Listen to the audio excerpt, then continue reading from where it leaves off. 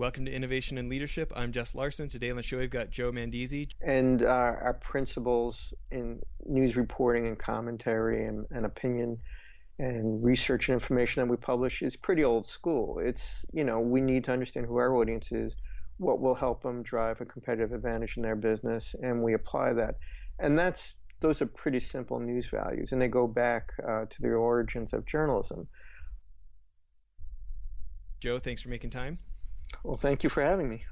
So, editor-in-chief at Mediapost. For people who don't know Mediapost, can you give us a quick background on it? Sure. Well, basically, Mediapost is a traditional trade publication, but we publish primarily in digital through an internet website and newsletters through email and mobile apps.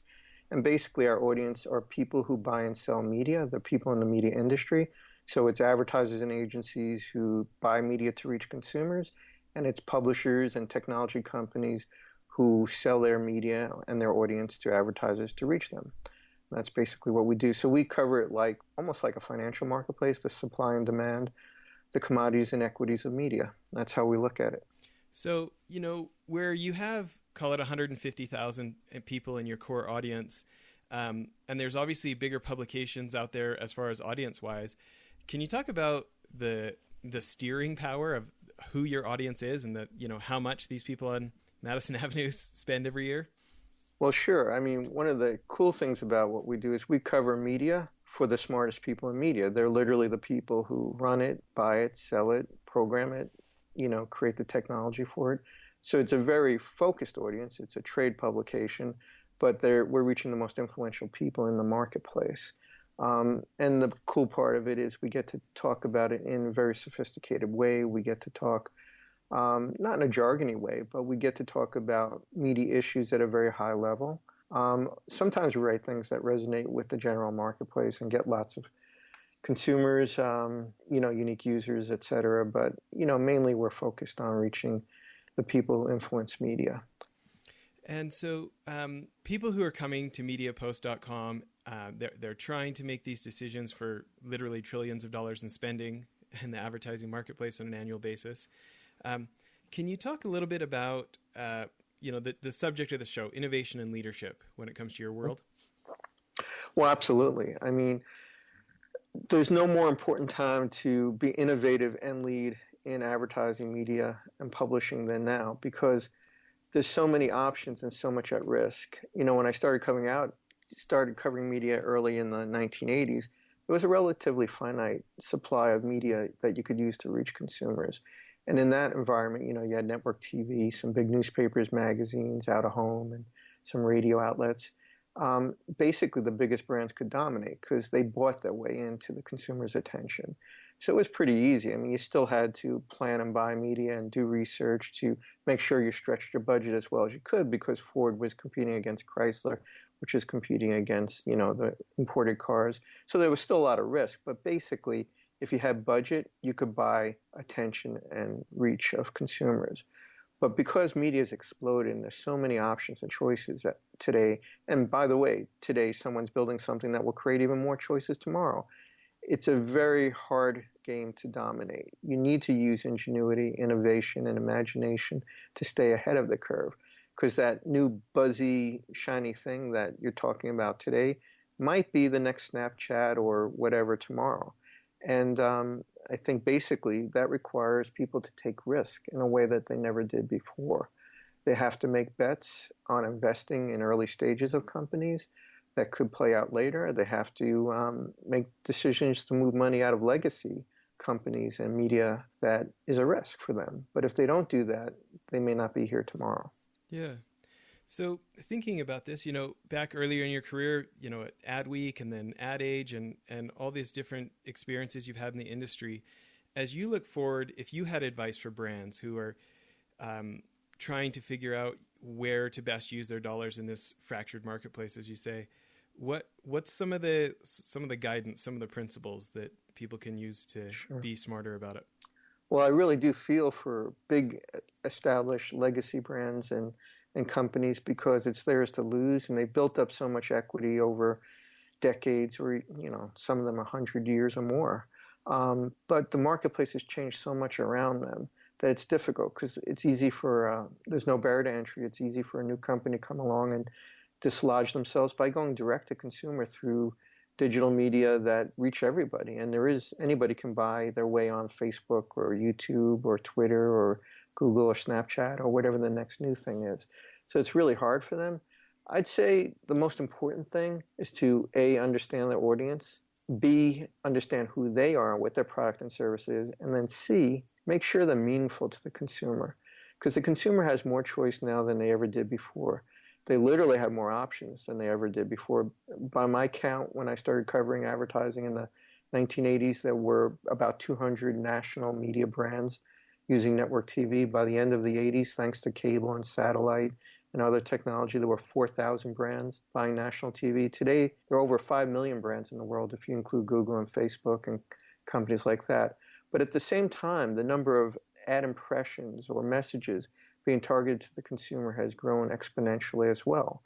So back in the 70s, the average American consumer was exposed to maybe 500 brand impressions a day. Today, it's over 10,000. So you have an increase in the number of brands and the number of messages they're putting out there.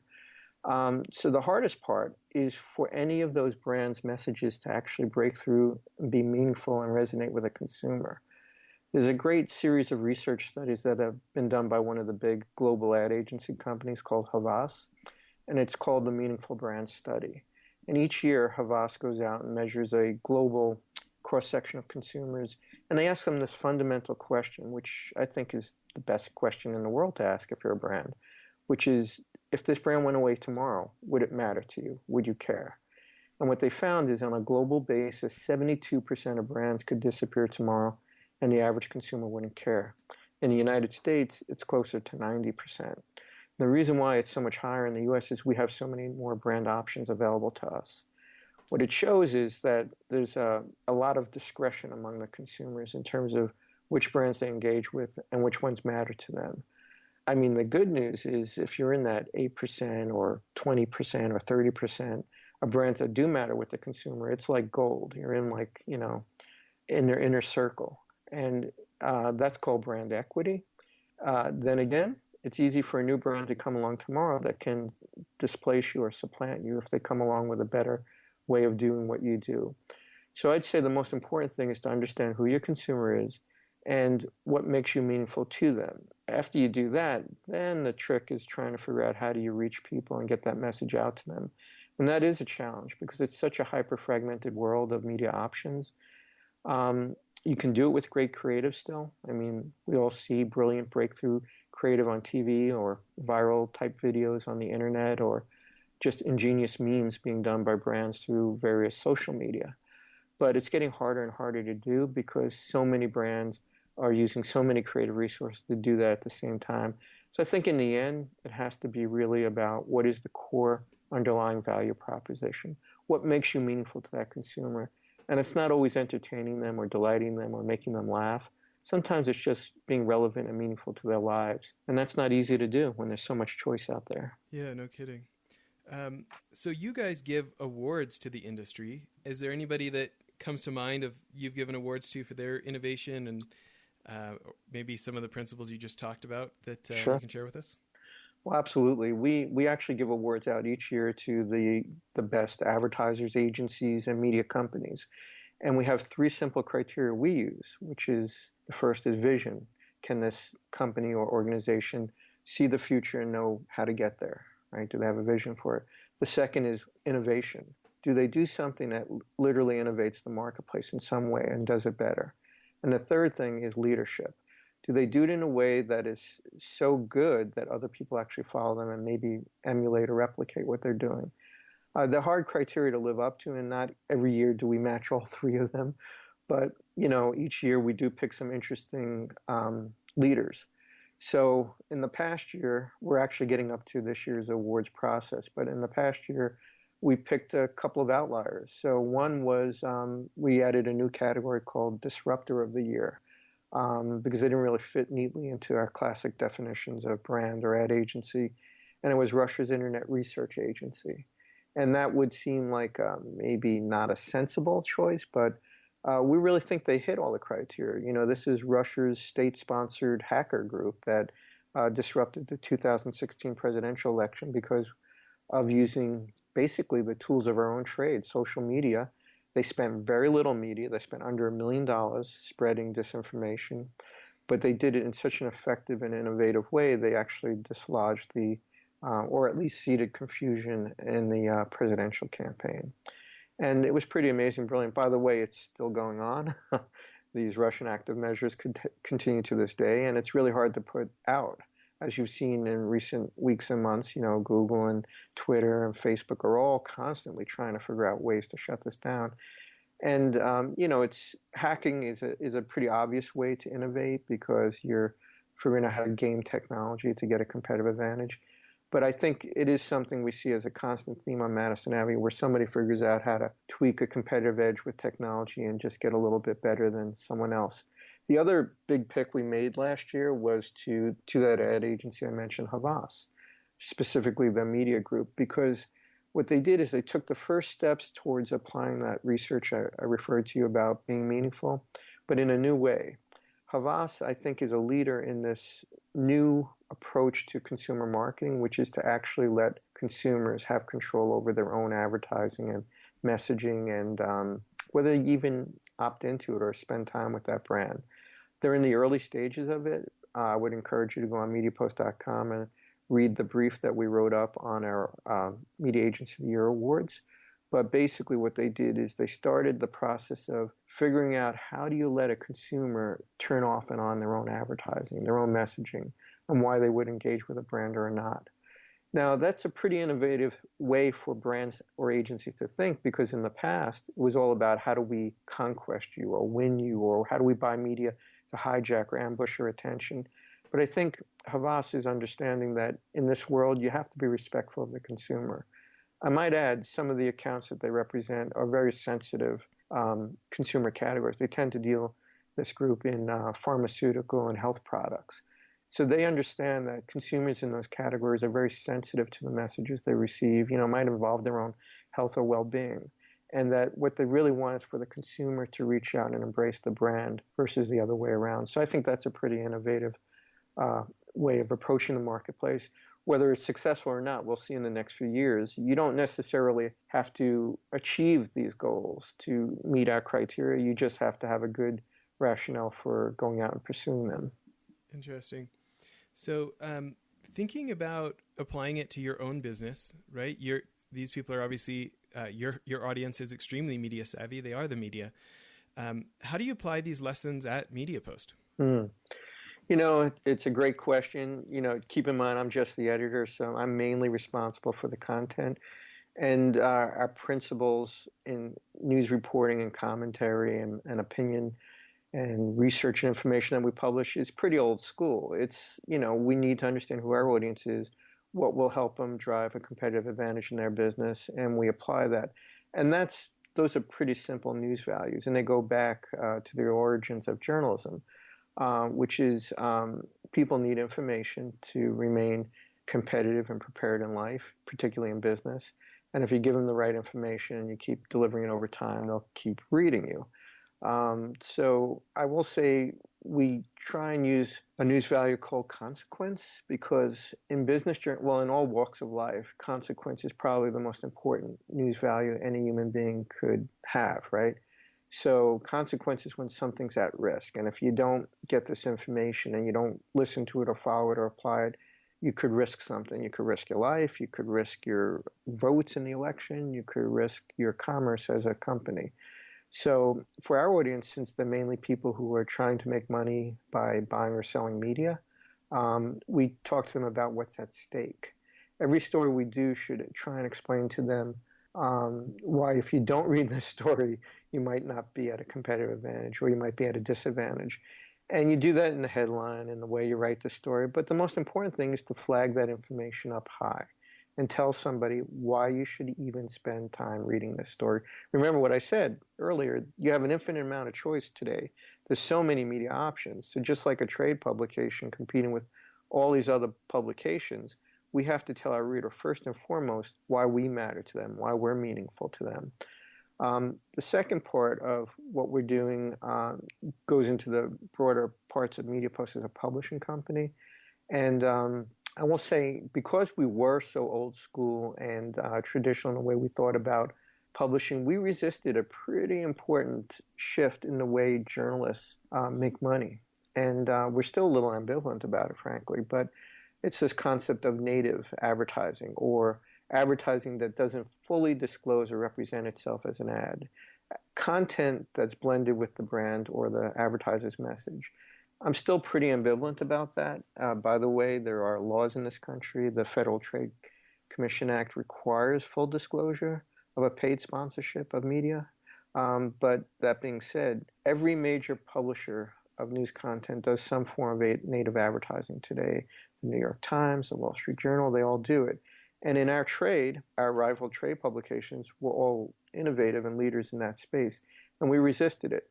We're now at the stage of doing some new things in that area. I can't fully talk about them because we think they are truly innovative and different, and we're just coming to market with them now.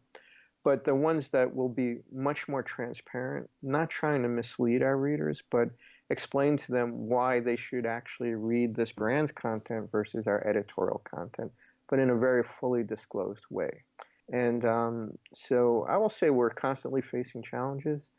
Some years ago, I gave a presentation at a journalism school at a university, and the title of the presentation was How to Cover an Industrial Revolution when the industry you're covering happens to be the one you work in, journalism or publishing. And it's pretty challenging to watch journalism and publishing models implode while you're in a trade publication covering them, because it's also impacting your ability to do business. For the past 5 or 6 years, we've done a partnership with the Wharton School of Business and Bob Garfield, the media journalist who also does On the Media on NPR. And it's called the Media Futures Summit. And funny enough, I can't talk about it because the summits have been completely off the record. It's been very frustrating for me as a journalist to attend them because I can't write about them. But what we discuss at these conferences with the biggest players in journalism, publishing, and media technology is how to develop new business models that will support and underwrite journalism. Because the old ones, advertising, subscription models, aren't doing as well as they did, mainly because of what I explained earlier, that there's so much choice and option out there that journalism has been seen as commoditized by a lot of consumers. They don't want to pay for it, and coincidentally, advertisers don't have the same regard or need for it. So what replaces those revenue models? I can't talk specifically about the use cases we've explored there, but I will say they run the gamut. We have cases where publishers are exploring selling their data, literally their data about the consumers that they have, that they reach through their publishing models. Now, that's not that different because in the old days, magazines and newspapers always used their circulation reports to tell advertisers why their audiences were important and valuable to them. But this is going a step upstream. It's literally identifying users and being able to target them with messages, ads, and commerce models. Another model is an altruism model where, you convince consumers or sponsors to pay for you because it's a public good. There have been something like 20 or 30 different business models explored in these discussions, and I don't think any of them have become the magic bullet yet. But I will say, stepping back, one of the most interesting and ironically frustrating parts of covering media over the past several decades is being part of an industrial revolution that's actually hurting the ability of journalism as a business model. It's interesting, the rate of change, huh? Yeah, it's accelerating. I mean, that's the other part here.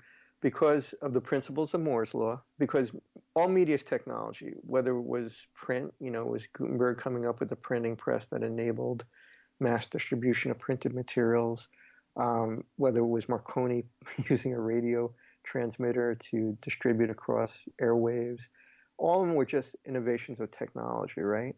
So the early internet was pretty brilliant with Tim Berners-Lee's vision for distributing packets of content over a distributed internet network, or now through mobile internet infrastructures. They're all just technology. But the core difference of the technology since the internet boom has been data processing, right?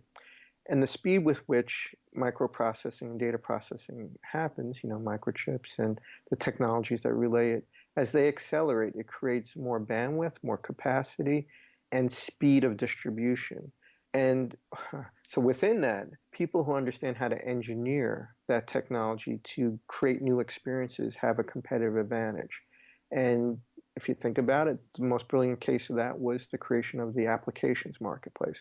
Now, apps always existed, but you only had big infrastructure companies like Google and, I'm sorry, not Google, Microsoft, and who would engineer operating systems, right, or Apple. But interestingly, when Apple created the iPhone, this Russian hacker, whose name I can't recall or pronounce, created this thing called the launch code and hacked the iPhone. And it enabled third-party developers to create new applications that would sit on top of this phone and run processes that Apple never envisioned, right? And for the first year, Apple tried to cease and desist and stop this from happening, right? But at some point, I think they realized they couldn't, and then they created the App Store. And it's become one of the biggest cash cows. There's millions of apps on the App Store, and Apple makes money from all of them. It's a brilliant thing. But the most important part of it was it created an opportunity or a platform for innovation. People could now program using the simple digital technology any experience they want. So you could create games or weather apps or utilities or quantified self apps. It's endless. But again, going back to those principles of hyperfragmentation of media, what it did is it created a hyperfragmentation of applications. So the problem with the App Store is, of the millions of apps on there, only 99% of them are hardly ever used. Only 1% of them are used on a regular basis, and only about 1% of them actually make money.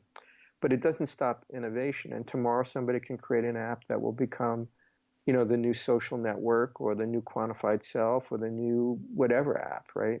And that's pretty amazing. So going back to speed of change, the biggest difference now is that going back to the principles of Moore's law, microprocessing power doubles every year or so, and the cost of doing it goes down. And that creates the opportunity for people to create new and unintended processes and applications that, if you think about Uber and Airbnb, they took a pretty simple infrastructure, but they created a new business model of a distributed labor force, basically, or in the case of Airbnb, an untapped rental or hotel marketplace. And all it was creating a mobile application that integrated the user's credit card, their identity for security, and the ability to search and choose among options of places to stay. And they created a fabulous business around it. And that displaced a lot of rental, hotel, and other markets, timeshares that, had competed with them before. So speed of change will continue to accelerate and will continue to displace and disrupt established markets. Well, it's something for all of us to keep in mind as we're planning out the futures of our organizations and probably, working on inventing our own future. I think this is a great place to stop for part one of the episode. Please tune in and catch the second part of our interview. Thanks so much for listening. Well, that's it for the episode. One other thing I wanted to tell you about, if you'll remember the guys from Convoy in episodes back, Ken Free and Trent Mano, I went on one of their CEO trips to New York, and I met a guy named Brent Thompson, very successful entrepreneur. He was former CEO of Jive Communications, big company now, I think $300 or $400 million. Anyways, he started a new company called blipbillboards.com. I'm super stoked they're a sponsor now. But I remember a year and some ago when I met him, I thought it was genius. Instead of having to buy 6 months or a year's worth of billboard for thousands of dollars, you can buy 8 seconds at a time for 10 or 20 cents.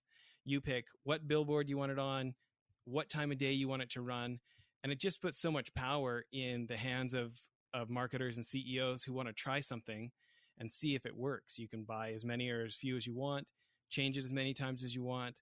I think now our podcast is being advertised on billboards in 18 different states because we have these guys as sponsors. We're pretty excited about it.